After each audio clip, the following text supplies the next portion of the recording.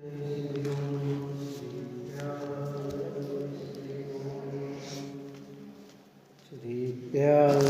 श्री ओम नमः श्रीभ्याय। ओम जय जय जय नमस्तु नमस्तु नमस्तु। मंगलम भगवान वीरो मंगलम गौतमो गणे मंगलम कुंद कुंदाद्यो जयेन्द्रमस्तु मंगलम।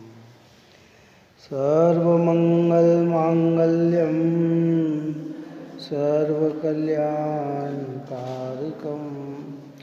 प्रधानम सर्वधर्माणां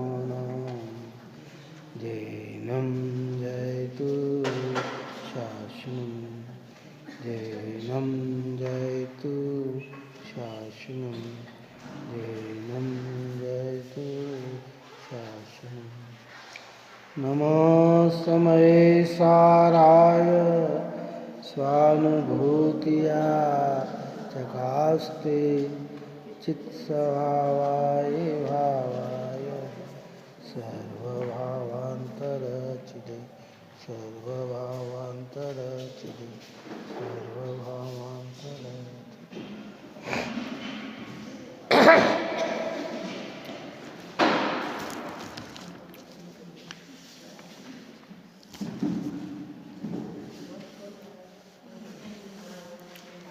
कलश 149 नंबर का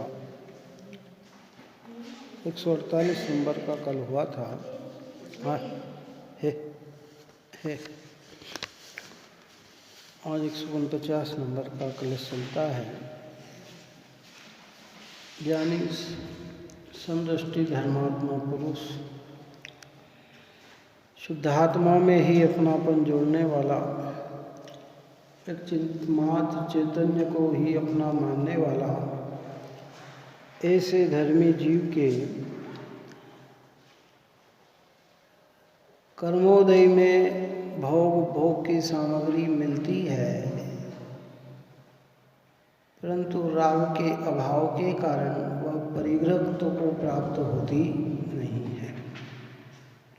इसी बात को अब आगे 149 नंबर के कलश में आचार्य भगवान कहते हैं।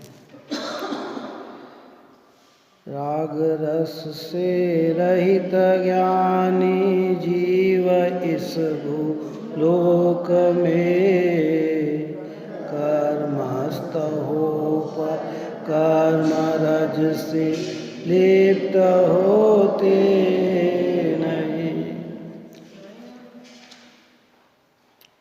बस 2 ही लाइन है ना।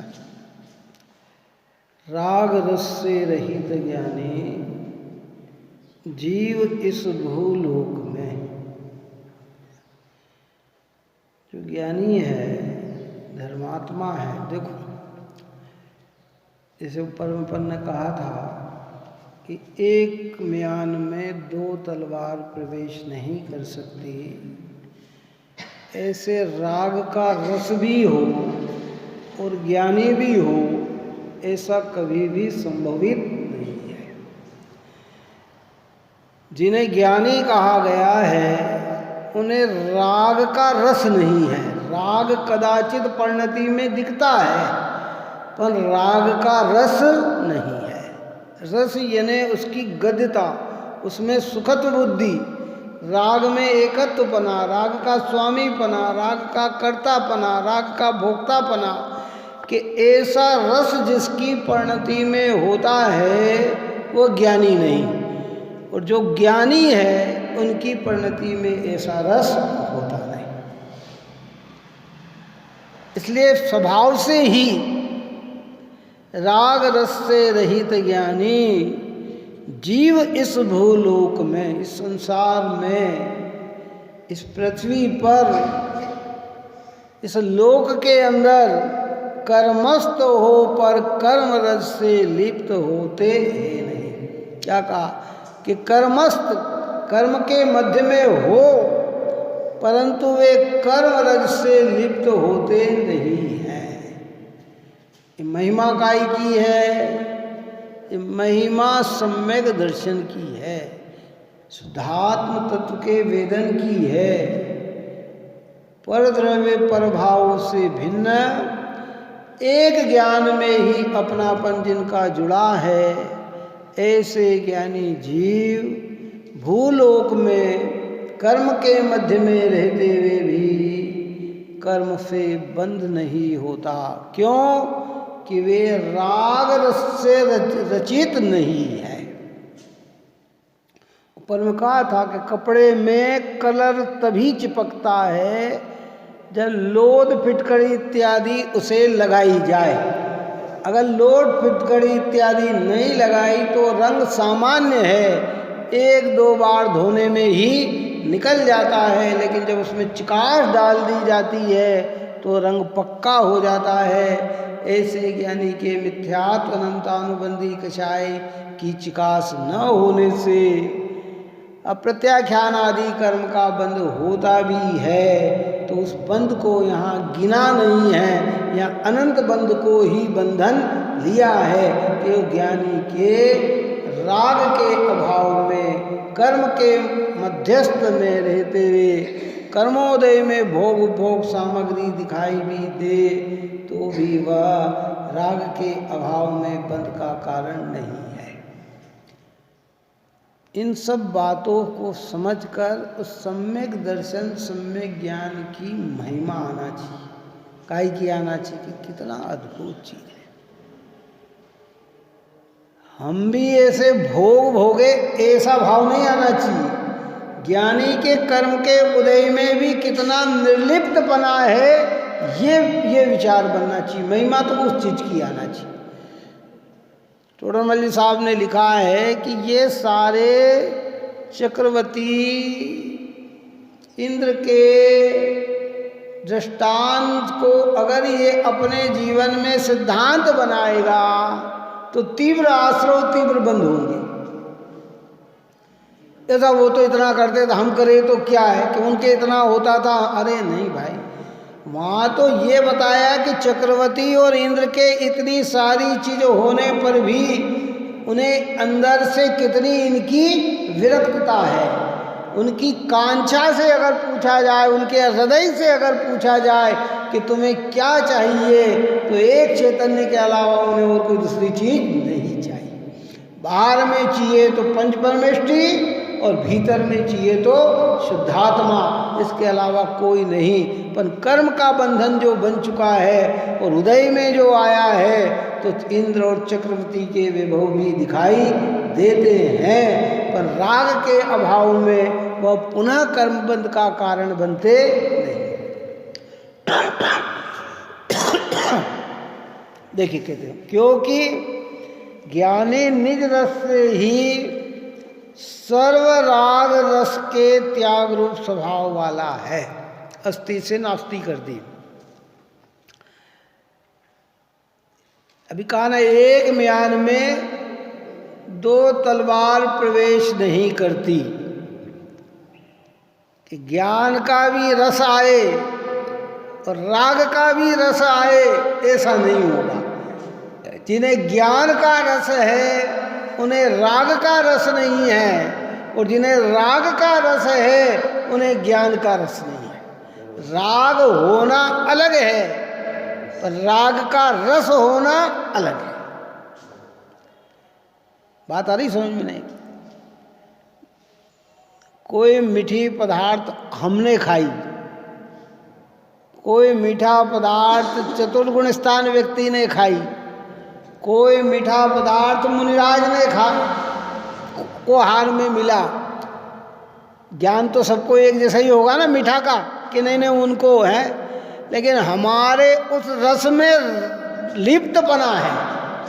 सम्यक दृष्टि की श्रद्धा में उसमें लिप्तपना नहीं है, और मुनिराजों का उपयोग भी उसमें लगता नहीं है। तो सामान्य जानकर किंचित भी भावना उनकी अंदर में होती नहीं है। जानने में, क्योंकि ज्ञेय है तो ज्ञान तो होगा। अब सर्वज्ञ के ज्ञान में तो बिना चखे ही सारे पदार्थों का स्वाद नजर आ रहा है कि नहीं आ रहा? बताओ चलो, कौन सी चीज़ ऐसी बाकी कि जो विश्व की व्यवस्था भगवान के ज्ञान में नहीं झलक रही हो? है हम तो इंद्रियों से, और वो भी इंद्रिय के सन्मुख, वो तो बिना इंद्रियों के और बिना है सकल द्रव्य के गुण अनंत पर जाए अनंता, जाने एक काल प्रगट केवली भगवंता। है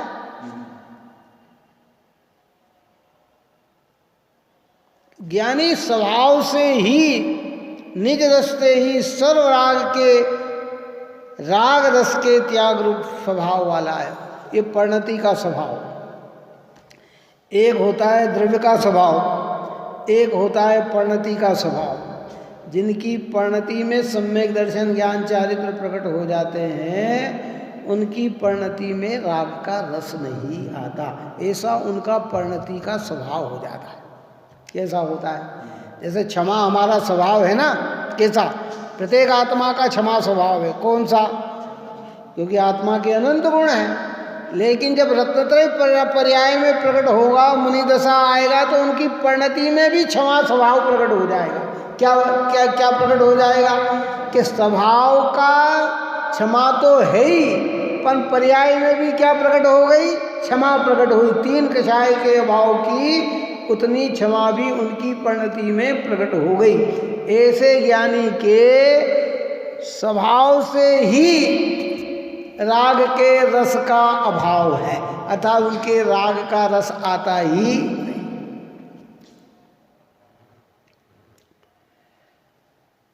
हमें स्वभाव का रस नहीं आता, हमें पूरा रस कहाँ का आता है? बाह्य पदार्थों को आता है। क्यों? संयोग का आता है। अगर आज मुझे 1000 रुपये की प्राप्ति हो जाए, 2000 की प्राप्ति हो जाए, 10,000 की प्राप्ति हो, तो मन मेरा प्रसन्न रहेगा। क्या? और भेद ज्ञान की प्राप्ति हो या भेद ज्ञान की बात सुने तो ठीक है, सुन ली, बस उतनी ही है, उससे ज़्यादा उसका रस नहीं है, कितना नहीं है। राग का रस कंटिन्यूस, और ज्ञान का रस है नहीं। यहाँ कहते हैं जिन्हें ज्ञान प्राप्त हुआ है, यहाँ ज्ञान का मतलब सम्यक ज्ञान, यथेष्ट ज्ञान, जिससे निर्जरा तत्व की प्राप्ति होती है। कहते क्योंकि ज्ञानी निज रस्ते ही सर्व राग रस के त्याग रूप स्वभाव वाला है, इसलिए वह कर्म के बीच पड़ा हुआ भी सर्व कर्मों से लिप्त नहीं होता।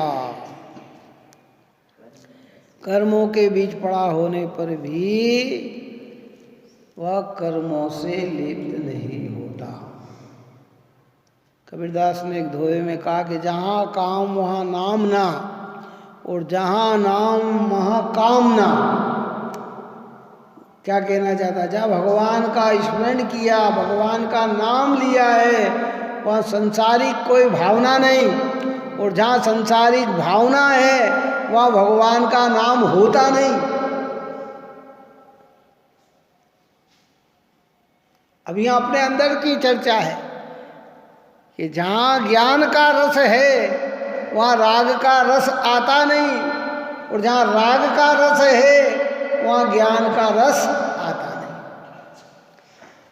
पहले स्थूल में घटित करना। स्थूल राग जब भी चर्चा में आए तो पंचेंद्रिय के विषयों का, बाह्य पदार्थों का राग, और जब उससे हटकर आए तो फिर शुभ राग। कौन सा है ना?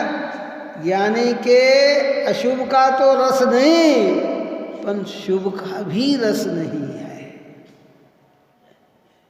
शुभ भाव भूमिका के अनुसार होते हैं, बढ़ते हैं, लेकिन उनका रस होता नहीं है।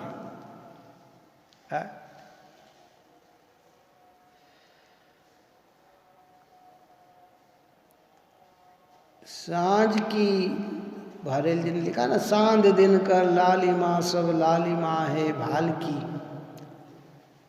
लालिमा दो प्रकार की, सूर्य अस्त होता है तब भी लालिमा होती है, और सूर्य उदय होता है तब भी लालिमा होती है। सांझ की लालिमा जो है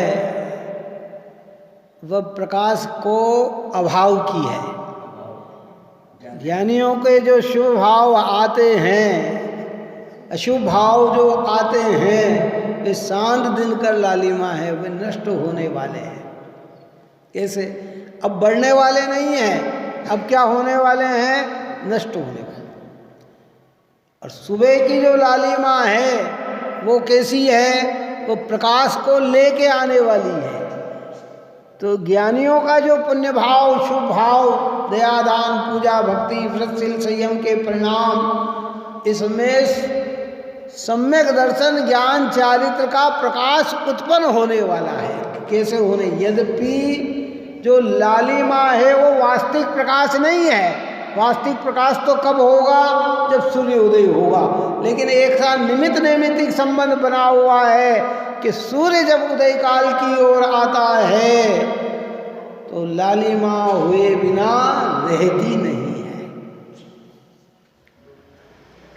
ऐसा देखा कभी हमने कि नहीं सब डायरेक्ट सूर्योदय हो गया।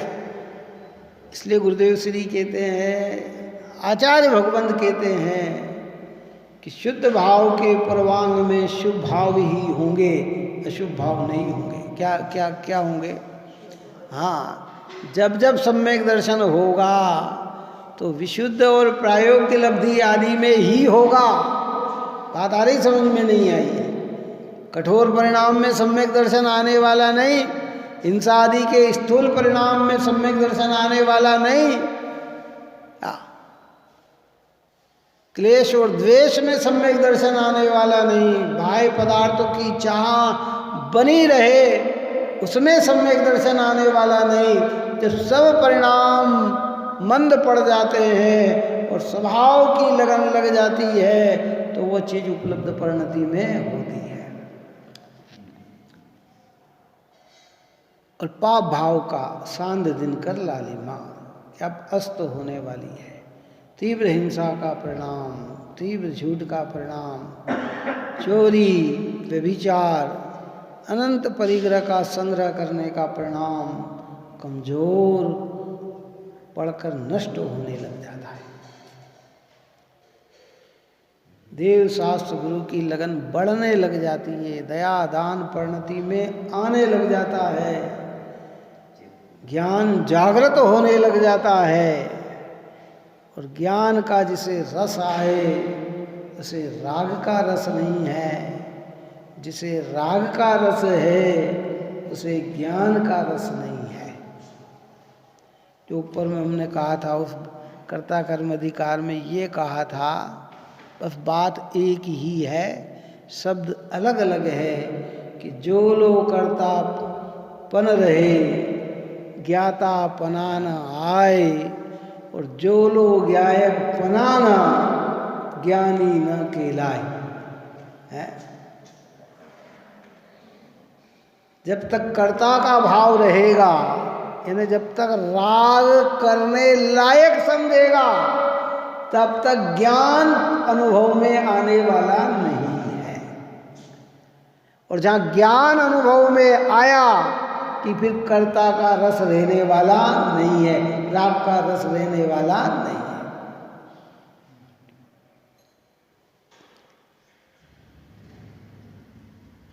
समझने की बात है ये। ऐसे यहाँ कहते हैं कि वह कर्मों के बीच पड़ा हुआ भी सर कर्मों से लिप्त नहीं होता। पड़ा हुआ भी बहुत बढ़िया दृष्टांत देते हैं, आगे गाथा में समझाएंगे कि जिस प्रकार सोना कीचड़ में पड़े रहने पर भी कीचड़ से कभी भी लिप्त होता नहीं है। सोने का स्वभाव है। किसका स्वभाव है? सोने का स्वभाव है। सोने को कीचड़ में रख दिया जाए, आधा घंटा रख दिया जाए, 1 घंटा रख दिया जाए, 1 महीने रख दिया जाए, 10 महीने रख दिया जाए, तो भी स्वर्ण के अंदर जंग लगने वाली नहीं है। और लोहे का क्या स्वभाव? थोड़ा सा पानी गिरे, थोड़ा सा कीचड़ लगे कि उसमें, और जितने ज़्यादा देर वह उसमें पड़ा रहेगा लोहा उतना ऑटोमेटिक कमज़ोर होता चला जाएगा। और एक दिन अगर साल भर अगर उसको रख दिया जाए तो हाथ लगाओगे तो बुरा हो जाएगा, कौन हो जाएगा? लोहा इतना गला देता है, स्वभाव है ना उसका, क्या करे। आप और हम कर्म के मध्य में रहते हुए अनंत कर्म के बंधन को बांध लेते हैं, क्योंकि हमें ज्ञान का रस नहीं, राग का रस है। और ज्ञानी के कर्म के उदय में रहते हुए भी वो अलिप्त स्वभाव के द्वारा उन भोग और उपभोग का रस उसकी परिणति में आता नहीं है, तो वह निर्बंध है और हम बंद है। देखो उसी बात की गाथा 218 और 219 कहते हैं, हिंदी की गाथा का पाठ करते हैं। ओ द्रव्य सब में राग वर्जक, ज्ञानी कर्मो मध्य में, पर कर्म रज से लिप्त नहीं जो, कनक कंदर्प मध्य में।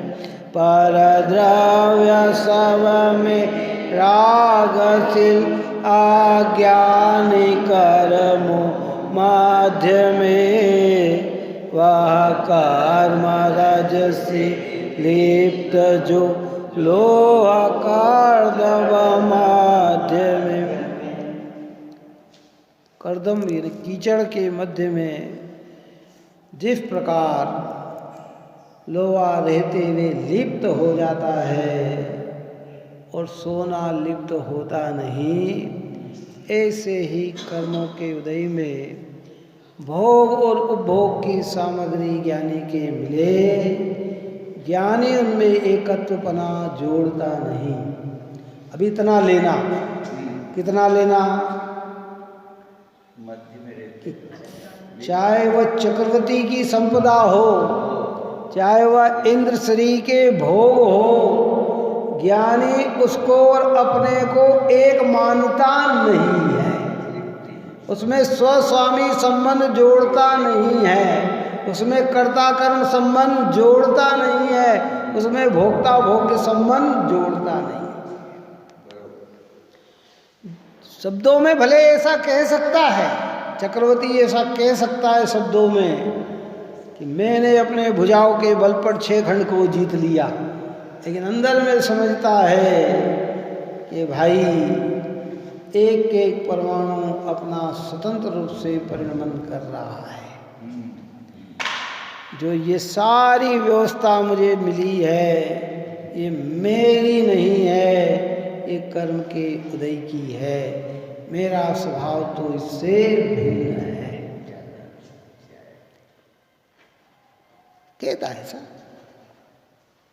व्यवहार में क्या कहेगा? चलो ज्ञानी की भाषा, धार्मिक भाषा से भी कहा जाए तो इंद्र को पूछा जाए कि अरे साहब ये सब पुण्य का उदय है, क्या कहता है? फिर कहता है ये सब मेरे पुण्य का उदय है। अभी आप और हमसे पूछा यार, सब मेरे पुण्य के उदय से, ये भी व्यवहार ही है। क्या है? पुण्य भाव में और पुण्य फल में एकत्व वाला भी अज्ञानी की खाते में चला जाता है। इसमें पुण्य भाव को अपना माने और पुण्य के फल में अपनापन जोड़े, वो सब अज्ञानी ही कहलाते हैं। जो स्वभाव है उस स्वभाव में एकत्वपन जोड़े वही ज्ञानी कहलाते हैं। भाषा ऐसी बोलेगा, व्यवहार ऐसा कहेगा, लोग दूसरे को करता बताते हैं, उनके कैसे ऐसा हो गया, इनके ऐसा हो गया, ज्ञानी कहेगा सभी हमारे पुण्य का फल है, लेकिन वो जानता है पुण्य कर्म का फल अलग पदार्थ है और मेरा चैतन्य आत्मा अलग पदार्थ। दोनों के बीच में अत्यंत अभाव है। कितना अभाव है? पुण्य फल में और आत्मा में अत्यंत अभाव है, और पुण्य भाव में और ज्ञान में स्वभाव और विभाव का भेद है। काय का है? पुण्य भाव में और आत्मा के स्वभाव ज्ञान में स्वभाव और विभाव का भेद है। और पुण्य भाव में, पुण्य फल में और आत्मा में दो द्रव्य हैं, अत्यंत अभाव है। एक पुद्गल की अवस्था है और एक चेतन की अवस्था है। एक स्वभाव की अवस्था है और एक विभाव की अवस्था है। इसलिए ऊपर रस में कहा कि निज रस से ही राग रस के त्याग रूप स्वभाव वाला है। देखो क्या कहते हैं, ज्ञानी जो कि सर्वद्रव्य के प्रति राग को छोड़ने वाला है, वह कर्म के मध्य रहा हुआ हो तो भी कर्म रूप रज से लिप्त नहीं होता। जैसे सोना कीचड़ के बीज पड़ा हुआ हो तो भी लिप्त नहीं होता। अब क्या करें? देखो स्वभाव में तर्क नहीं लगता। टोडरमल जी साहब ने लिखा ना कि सिद्धांत में और स्वभाव में तर्क नहीं लगता। स्वभाव में क्या तर्क लगे? क्यों साहब सोने का ऐसा, अरे भाई स्वभाव ही है उसका, प्रैक्टिकल करके देख लो। कीचड़ में रख दो सोने को, 2-4 दिन बाद निकाल के देख लेना, 15 दिन बाद निकाल के देख लेना, 1 महीने बाद निकाल के देख लेना कि वह कीचड़ उसमें कितना प्रवेश कर गया। जरा सा पानी के अंदर रखा कि क्या हो जाएगा, धुल जाएगा, कीचड़ निकल जाएगा। ऊपर ही ऊपर है, अंदर प्रवेश ही नहीं करा। और 1 महीने तक कीचड़ में लोहे को रख के देख लो तो क्या होगा कि वो कलर ही बदल जाएगा। कैसा? उसमें जंग लग जाएगी, है ना। जब अपना ये मंदिर बन रहा था और बरसात का भी सीजन था, बिल्कुल आया तब एकदम, और 2 दिन के बाद ही उसमें कीट लग गई। कितने जब पानी गिरा और क्या लग गई? कीट लग गई। क्यों? अच्छा आया था ना ये। अरे भाई इसका स्वभाव ही है। अज्ञानी अगर भेद ज्ञान से रहित है तो कर्म के उदय में लिप्त हुए बिना रहेगा नहीं, और ज्ञानी है तो वो लिप्त होता नहीं है। जो लिप्त नहीं होता है उसे फिर पुनः कर्म का बंधन कैसे हो? हमें अपने को समझना है इसमें कि हमारी दशा क्या है। कर्म की उदय को आत्मा की अवस्था मानने वाले, कर्म के उदय को आत्मा का स्वभाव मानने वाले, कर्म के फल का ही रस हमारी परिणति में बना हुआ होने से हम पुनः पुनः कर्म बंध से युक्त हो जाते हैं, और ज्ञानी बंधे हुए कर्म से भी छुटकारा पाता है।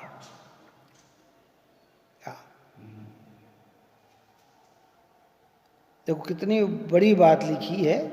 कीचड़ में पड़ा हुआ हो तो भी लिप्त नहीं होता, और अज्ञानी जो कि सर्वद्रव्यों के प्रति रागी है, वह कर्म के मध्य रहा हुआ कर्म रज से लिप्त होता है। जैसा लोहा कीचड़ के बीच रहा हुआ लिप्त हो जाता है, अर्थात उसे जंग लग जाती है। अनादि से तो हमने आपने यही कार्य किया भाई। देखो संयोग और संयोगी भावों में ही इतने तन्मय हो गए कि हमें अपने चैतन्य स्वभाव का ख्याल ही नहीं रहा। बाहर में हमें दिख रहे हैं कि हम कर्म बंधन से छूट रहे हैं, और भीतर में हमें अनंत कर्म बंध रहे हैं। यानी कीचड़ में पड़ा हुआ होने पर बाहर से दिखता है कि बंध रहा है, और भीतर से क्या हो रहा है? छूट रहा है। शब्दों की बात नहीं है ये अंदर के राग रस के अभाव की बात है। जिनके राग के रस का अभाव है वे अबंध की ओर जा रहे हैं, और जिन्हें राग का रस है वे बंधन की ओर जा रहे हैं। हमें रस है, हमें स्वभाव की महिमा नहीं आती, और आती भी है तो कब आती है? 10 जने के बीच में, 50 जने के बीच में, जिनवाणी के सामने, भगवान के सामने। अकेले में तो हमें इसकी महिमा ही नहीं आती है। अकेले में तो हम ऐसा महसूस करते हैं कि मानो सब कुछ अभाव हो गया मेरे अंदर से, मैं कुछ बचा ही नहीं।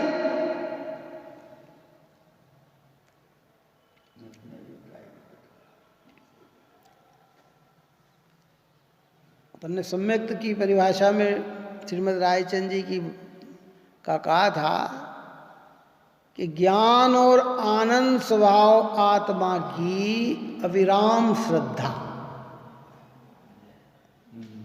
उसका नाम है सम्यक्त। अविराम, अविराम का मतलब क्या? सतत, कंटिन्यूस, बिना गैप के, सोते बैठते उठते नहाते धोते खाते पीते आते जाते व्यवहार निभाते हैं। श्रद्धा कैसी कि मेरा स्वभाव कैसा है? ज्ञान और आनंद स्वरूप है। हमें कब कब लगता है कि मैं ज्ञान और आनंद रूप हूं? बताओ, कब कब लगता है हमें? ऐसे ही कह, हाँ आत्मा में आनंद है, हाँ है भैया, बहुत मजा आया, काय के मजा आए। अब ये नहीं पता कि काय का मजा है, मजा जरूर आया बस। देखो कितनी अद्भुत गाथा है। हम पहुंच नहीं पा रहे हैं, लेकिन यहाँ पहुंचना है भाई। निर्जरा अधिकार, निर्जरा की उत्पत्ति कब हो पाएगी? कि जब हम इन ज्ञानियों की देशना को सुनकर अंतरंग में निर्णय करके अपने में अपनापन जोड़कर कर्म के उदय में अपनापन न जोड़ें, उसमें एकत्व स्थापित न करें, उसका रस न आए, बस मिथ्यात्व का विलय। और रस आ रहा है तो अभी हम लोहा हैं। क्या है? देखो अनेक दृष्टांत आते हैं शास्त्र में। पारसमणि जो होती है ना, पारसमणि, वो लोहे को भी कंचन बना देती है। किसको बना देती है? पर उसी लोहे को कंचन बनाती है जिसमें जंग न लगी हो। किसमें? अगर जंग लगी और पारसमणि उस पर लगेगी ना, तो उसको लोहा सोना नहीं बना पाएगी, कंचन नहीं बना पाएगी। जो बिल्कुल निर्लिप्त है और वो टच हुई तो क्या होगा?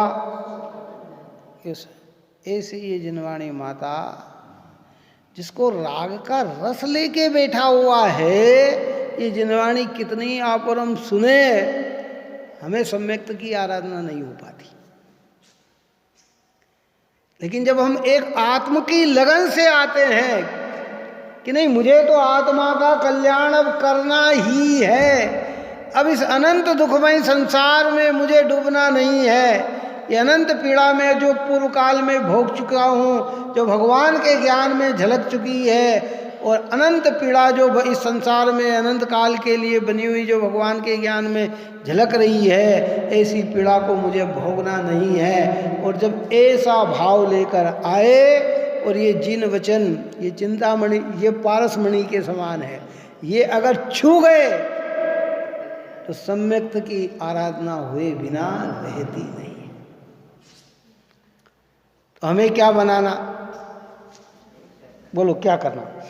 अब वो जो जिसमें जंग लग गई लोहे में,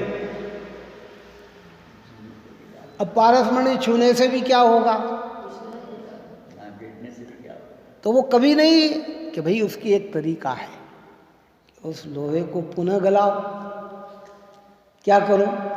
उस गलाकर उसका जंग निकाल दो और लोहा रहे और पारसमणि छुए तो क्या होगा? तो ये जो हमारी ये जो 5 लब्धियां है, ये हमारी जंग निकालती है। क्या निकालती है ना समझ में? अब है तो सही कि भैया इनकी निकटता में आने पर, चुप सम ज्ञान हमारा तत्वाभ्यास में लग जाने पर, ये ज्ञान की जो उगाड़ता हमें मिली है, ये दुनिया की जानकारी ले रही है, अनेक अनेक अनेक पदार्थों को जान रही है। जब ये ज्ञान हमारा 6 द्रव्य 7 तत्व 9 पदार्थ में देवशास्त्र गुरु के स्वरूप में लगने लग जाए है, और भाव हमारे विशुद्ध होने लग जाए, जिनेंद्र भगवान, जनवाणी माता और निर्ग्रंथ गुरु के सामने कोई 5 इंद्रिय के भोग भी हमें उत्कृष्ट नजर नहीं आने लगे हैं, और ये जिन वचन हम सुने और इसका सुनकर अज्ञानता पे खेद आए, तो ये सब ऐसी दशा प्रकट हो जाती है कि अब खाली छुए कि ये कंचन बन जाए। अब वो कंचन बनने के बाद कदाचित पूर्व का किया हुआ होने पर वो कर्म और कर्म के मध्य में रहे तो भी अब उसके अंदर, तो दृष्टांत को पूरा लेना। अब वो कंचन बन गया ना, लोहा बन रहा था जब तक तो लिप्त होता तो जंग लग रही थी। अब वो कंचन बन गया तो अब क्या होगा? क्या वही सोना जो लोहा जो सोना बन गया, अब वह कीचड़ में पड़ा हुआ होने पर भी अब उसमें जंग लगने वाली नहीं है। अब उसमें जंग लगने वाली नहीं। क्यों? कि अब उसका पर्याय स्वभाव ऐसा प्रकट हो गया, स्वर्ण रूप हो गया। इन सब बातों को सुनकर कहीं भी भोगों की प्रेरणा नहीं लेना। भोग होते भी निर्लिप्त महत्व किसका है उसकी ओर देखना। कर्म के उदय की वांछा नहीं रखना। कर्म के उदय में भी ज्ञानी अपनी परिणति को कैसे वहां से अलिप्त रखते हैं इसकी ओर ध्यान देना। ध्यान काय की ओर देना है? परसों कहा ना राजेंद्र जी ने कि देखो गाय के थन पर जोक भी होती है। क्या होती है? जोक है। वो क्या चूसती है? वो तो खून चूसती है, जबकि उसमें है क्या? दूध है। लेकिन उसका स्वभाव क्या है? उसको दूध पीना उसका स्वभाव नहीं, उसका स्वभाव क्या? उसको खून पीना है। ऐसे अज्ञानी जिन वचनों को सुनकर भी अगर उसे राग का रस आता है तो ऐसे बड़े बड़े प्रसंग सुनकर स्वच्छंदता की ओर अपना उपयोग ले जाता है, क्योंकि उसको अपने ज्ञान का रस नहीं है। वो तो कहते हैं कि भाई ये सब कर्म का है, मैं तो इससे भिन्न, खाओ पियो भोग मनाओ करो ये। अरे भाई ये बात कहाँ लिखी है? यहाँ तो ये बताया है कि ज्ञानी के कर्मोदय में ऐसा होने पर भी ज्ञानी अंदर में राग का रस नहीं है। जो संयोग है वह पुद्गल का है और जो रस है वो अज्ञान का है। ज्ञानी को अज्ञान भाव न होने से उसका रस उसे होता नहीं है, तो वो विरक्त रहता है, तो उसे कर्म का बंधन नहीं होता। क्या? और बढ़ता हुआ भाव वैराग्य बढ़ता है। वैराग्य न भी बढ़े तो भी राग का रस उसकी परिणति में दिखाई देता नहीं है। क्या? देखो टीका में कहते जैसे वास्तव में सोना कीचड़ के बीच पड़ा हुआ हो तो भी वह कीचड़ से लिप्त नहीं होता, अर्थात उसे जंग नहीं लगती, क्योंकि उसका स्वभाव कीचड़ से अलिप्त रहना है। क्या है? अलिप्त रहना। दो प्रसंग बनते हैं जीवन के अंदर। जैसे एक ने रुचि से रात्रि भोजन का त्याग किया। कैसा? गृहस्थ जीवन है, रात्रि भोजन का त्याग किया रुचि से। रुचि से मतलब समझकर, दोष समझकर, जानकर रात्रि भोजन का त्याग किया। पहली उसकी भावना है कि जहाँ ये कार्य हो वहाँ जाना ही नहीं। हृदय से उसकी भावना क्या? चलो बताओ क्या भावना? कि जहाँ रात्रि भोजन हो वहाँ पैर भी नहीं रखना। परंतु अभी भूमिका वो नहीं है, तो कदाचित ऐसे प्रसंग में भी जाए तो लिप्त होगा कि अलिप्त होगा? क्यों? करने लग जाएगा, खाने लग जाएगा, नहीं खाएगा, नहीं करेगा, खड़ा दिखेगा, लेकिन वो उससे क्या रहेगा? भिन्न रहेगा। ऐसे ज्ञानियों के कर्मों के उदय की दशा में भोग सामग्री दिखाई तो देती है, लेकिन अंदर में राग उसे उस चीज का होता नहीं। चाहे ही नहीं। अब मुनिराज को आप कितना ही प्रसंग कर लो, क्यों प्रसंग से है, वो तो इन सब आएगा, उनके दूर ही, मतलब विरक्त ही है। कितना ही प्रसंग कर लो। मुनिराज के खाली आहार के समय, अगर राजा ने आहार दिया और राजमहल में ले गए तो चले जाएंगे, कहाँ चले जाएंगे? बात आ रही समझ में? कि आहार का चौका राजमहल की बाउंड्री है और राजमहल में, और गरीब के घर में होंगे तो झोपड़ी में चले जाएंगे, जहाँ जैसी व्यवस्था हो है। अगर राजा उसे कहे कि एक दिन आप हमारे राजमहल में रुक जाओ, कदापि स्वीकार नहीं है, कदापि स्वीकार नहीं है।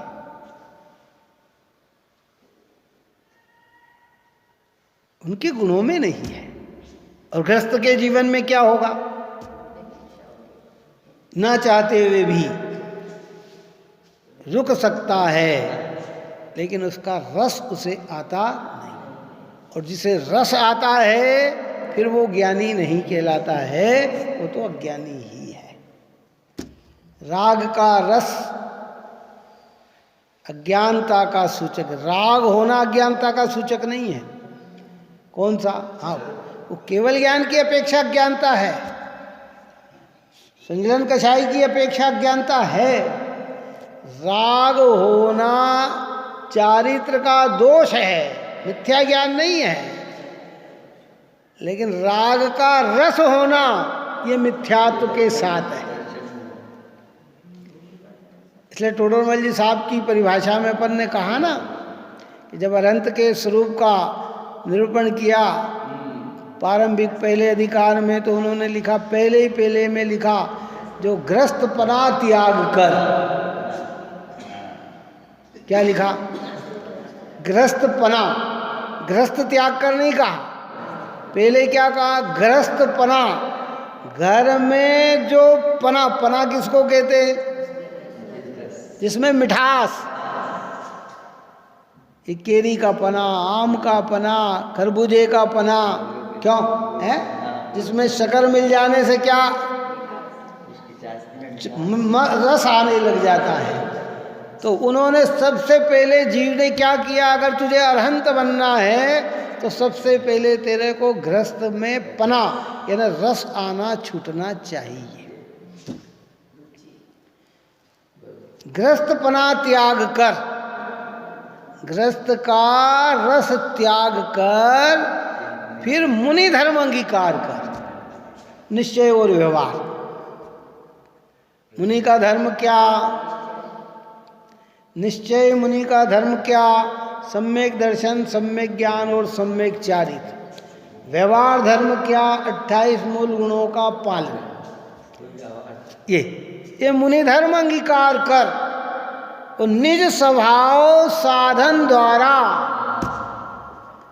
चार घाती कर्म का भी अभाव करके अनंत चतुष्टय रूप जो विराजमान हुए वे अरिहंत भगवान है।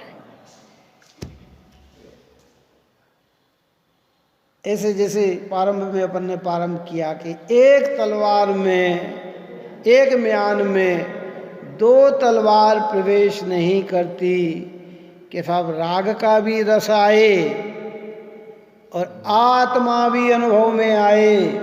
ऐसा राग वाले को आत्मा की अनुभूति हो सकती है, अनुभूति मतलब सम्यक दर्शन हो सकता है, क्योंकि चौथे गुण स्थान में सम्यक दर्शन है, पंचम गुण स्थान में सम्यक दर्शन है, छठे गुण स्थान में सम्यक दर्शन है और तीन की भूमिका में राग है। मुनिराज की भूमिका में अशुभ राग नहीं शुभ राग है।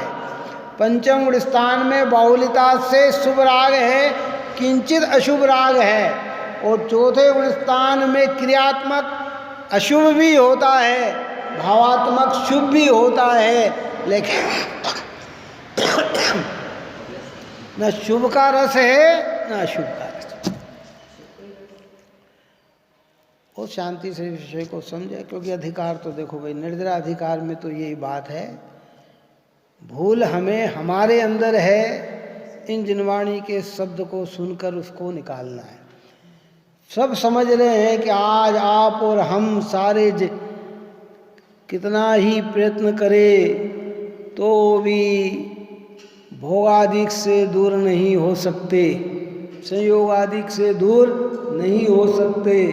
तो क्या कर सकते हैं कि दृष्टि का परिवर्तन कर सकते हैं, न्यायिक। और फिर इसमें पावर बढ़े और दूर भी हो जाए तो बहुत अच्छी, सोने में सुहागा है। ना तो किए ही नहीं। पंचम काल के अंत तक जब मुनि जीवन रह सकता है तो अभी तो प्रारंभिक जीवन है। आगम में तो क्या बताया कि पंचम काल के अंत तक मुनि जीवन रहेगा, श्रावक श्राविका रहेगी, अर्जिका और मुनिराज रहेंगे, अंत तक रहेगा। तो आज भी रह सकता है, लेकिन आप और हमें अपने परिणामों की खबर होना चाहिए। अगर राग का रस है तो बिना पूछे अपने को धिक्कारना। कहा ना कि समकित बिन जीवन, समकित बिन जीवन, धिक धिक जीवन समकित बिना, कि सम्यक दर्शन के बिना ये जीवन धिक धिक है, धिक्कार है, धिक्कार है। क्योंकि सम्यक दर्शन में ज्ञान का रस आता है और सम्यक दर्शन के बिना राग का रस आता है। पहले स्थूल राग का रस टूटे। स्थूल राग का रस मतलब पांच इंद्री के विषय, भोग, अन्याय अनिति पूर्वक जितने भी है उसका रस टूटे, देव शास्त्र गुरु के अंदर रस लगे, धीरे धीरे देव शास्त्र गुरु के निकट आकर अपने चैतन्य आत्मा का रस लगे। किसका लगे है? यद्यपि बाहर में जितना भी अमोद प्रमोद दिखेगा वो देव शास्त्र गुरु की निकटता में दिखेगा। काय में दिखेगा? और भीतर में काय में? अपने चैतन्य स्वभाव की ओर दिखेगा। इस प्रकार की चर्चा यहाँ है। और आगे इस विषय को और अद्भुत कलश 150 नंबर का कहेंगे। अपना निर्जरा अधिकार भी अब पूर्ण होने आने वाला है। वास्तविकता में निर्जरा बिना मोक्ष नहीं है, संवर के बिना निर्जरा नहीं है, भेद विज्ञान के बिना संवर नहीं है, स्वाध्याय के बिना भेद विज्ञान नहीं है, और जिन मंदिर के बिना स्वाध्याय नहीं है। काय के बिना? हाँ। अगर मंदिर ना हो तो जीव स्वाध्याय नहीं कर सकता है ना। जिन वचनों कहाँ मिलेंगे है? ऐसी अद्भुत बात यहाँ जिनवाणी आप और हमें बताती है। आप और हम सभी जीव अपने परिणाम को निर्मल बनाकर पवित्र मार्ग में लगे, यही मंगल भावना।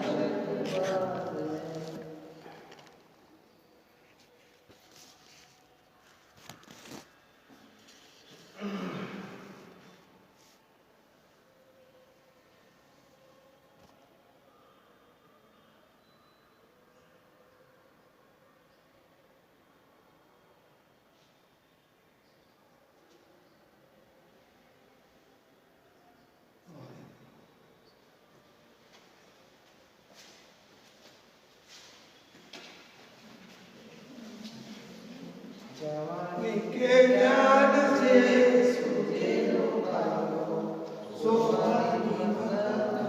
सदा बोलो द्वादशांत